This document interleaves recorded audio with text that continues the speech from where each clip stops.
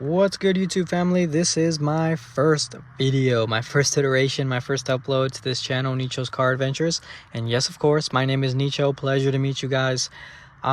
If you have a Cadillac Deville anywhere from 2000 to 2005 and it's misfiring, you've come to the right place. Now, this being my first video, this is probably the part where I share my backstory, how long I've been working on cars, who got me into it, and whose cousin, showed me the ways and the ropes pretty much of vehicle maintenance. But I'm gonna save you guys the time.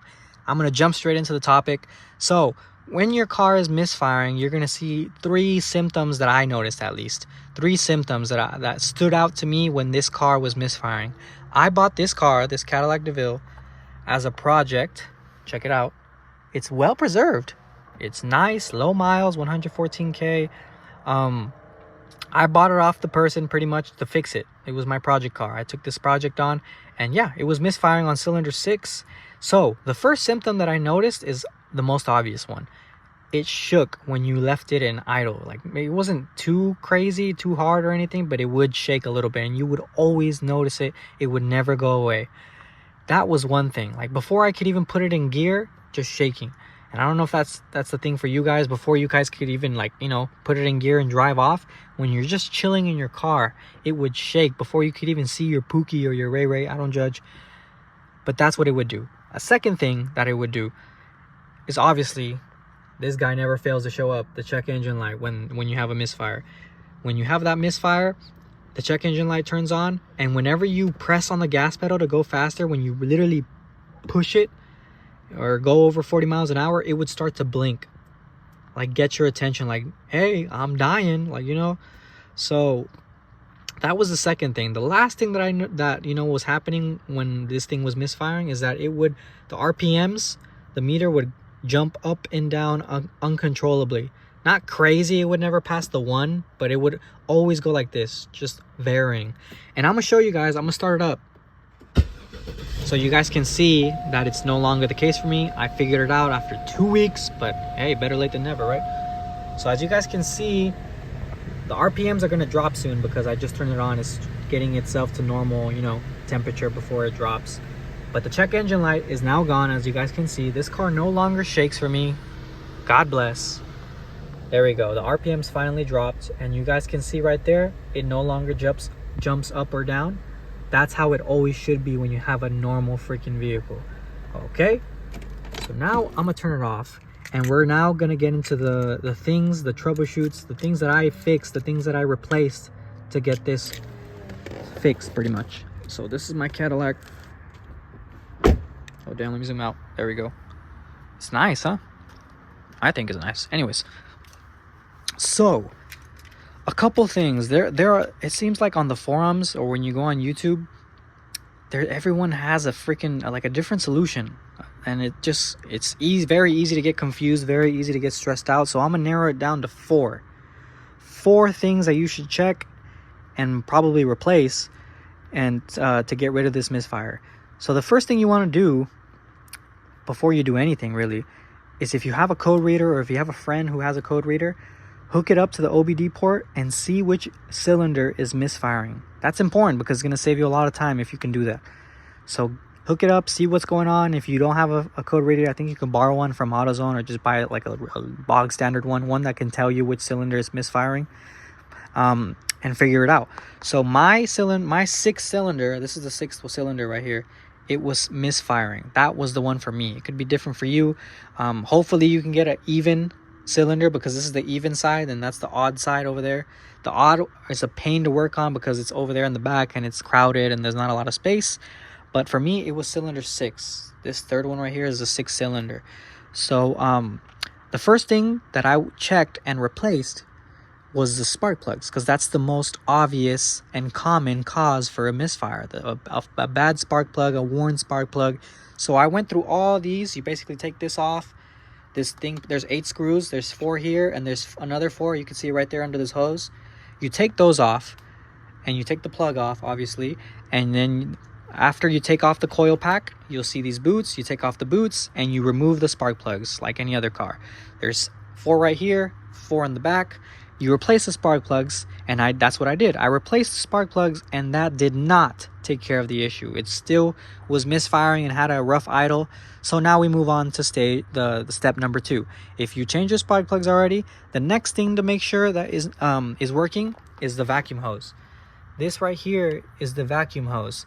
When I bought this car, it had a oh my god, this camera's horrible. This had a like an aftermarket coolant hose, like this type thing running underneath the intake manifold. It was aftermarket. It was pretty poorly done. So what did I do? I went to the junkyard and got an OEM hose, and I replaced that. Did that take care of the issue? No. So that's the second thing you should check out, because over time, as time goes on, these get faulty. They start to break down. The little seal that's at the end of this hose starts to break down, and once you have a vacuum leak, that can cause that misfire, or that can cause that shake. So make sure that's good. If this vacuum hose is good, you move on to step 3 now.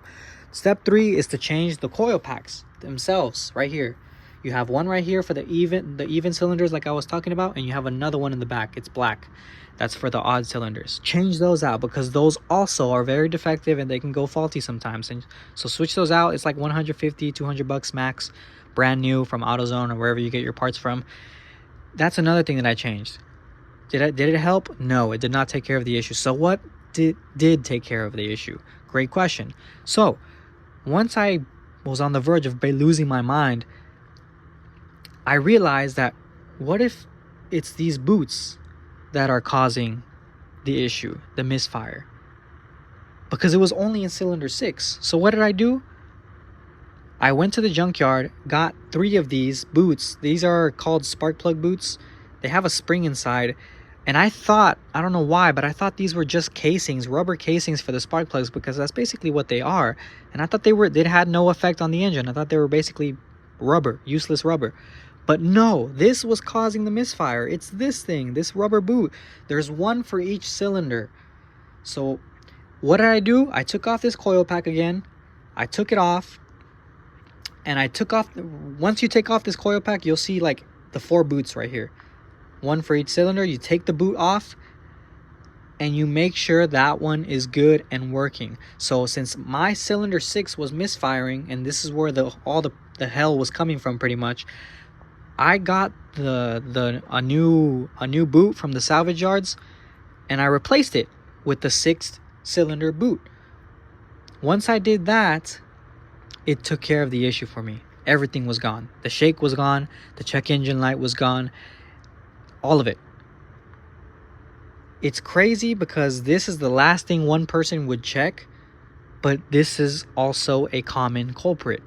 So change this out and see if this does it for you. This is what did it for me. So that's all I'm going to suggest. Some other forums also say the fuel injectors, but usually the fuel injectors are good, because you got to think about it this way. If one cylinder is misfiring, that means the fuel injectors can't be bad, because then all of them will be failing. You know what I mean? So that's how I think about it. So yeah, that's pretty much how I did it to solve this issue. Let me know if this helped you or not. So I'm gonna recap. So once you know what cylinder it is, identify which cylinder is misfiring. And if you really want to test it, there's one thing that I did to test to make sure it's only one cylinder. So for example, my cylinder 6 was misfiring. What did I do?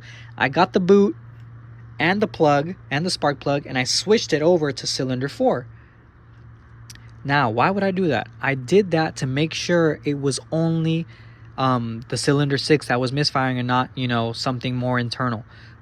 I did it basically to test out the spark plug and the boot itself. That's pretty much the best and the cheapest way to test them.